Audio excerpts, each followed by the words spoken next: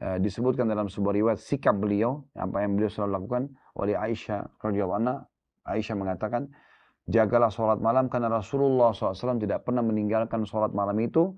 Dan kalau beliau betul-betul dalam kondisi letih atau lagi ada rasa malas, maka beliau tetap kerjakan walaupun dalam kondisi duduk.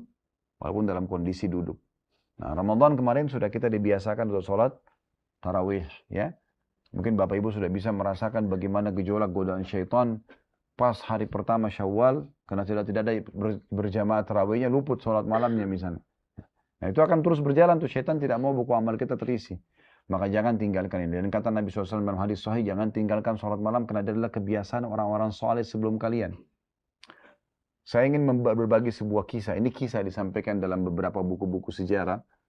Kalau kemarin waktu kita tinggalkan Arafah menuju ke Muzdalifah, ada tembok di gunung yang saya tunjuk ini, tembok, lihat nggak?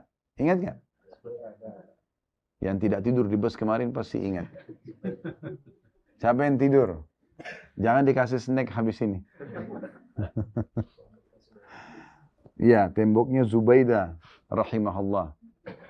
Zubaidah nama lainnya Amatullah, beliau seorang ratu Islam, nama suaminya Harun al-Rashid.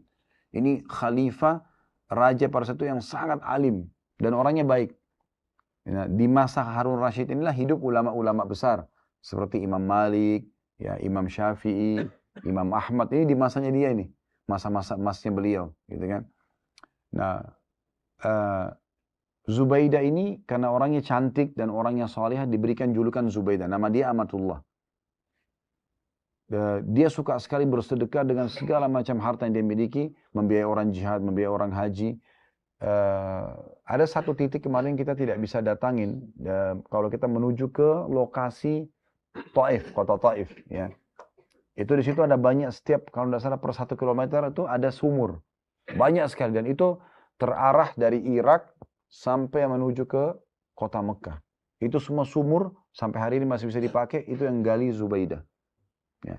Intinya banyak sekali cerita yang tersebar di masa hidupnya dia. Ini Zubaidah kalau meninggal akan masuk surga. Ya, seperti itu.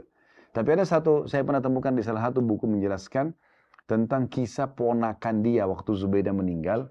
Itu mimpi Zubaidah datang dalam mimpinya. Tapi dalam mimpi kan tidak bisa diatur, ya. Kemudian ponakannya tanya, bagaimana Allah membalas Anda, tante, gitu.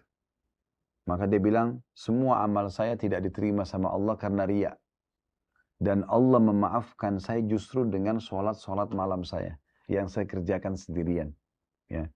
Jadi di sini sebuah pelajaran penting, ya, bagaimana Zubaidah menyampaikan pesan kepada kita. Terlepas daripada benar atau salahnya kisah ini, tapi yang perlu kita garis bawahi adalah bagaimana memang sholat malam itu yang umumnya kita kerjakan biasa sendirian, ya, ataupun berjamaah sama keluarga, itu akan lebih jauh dari perbuatan riya.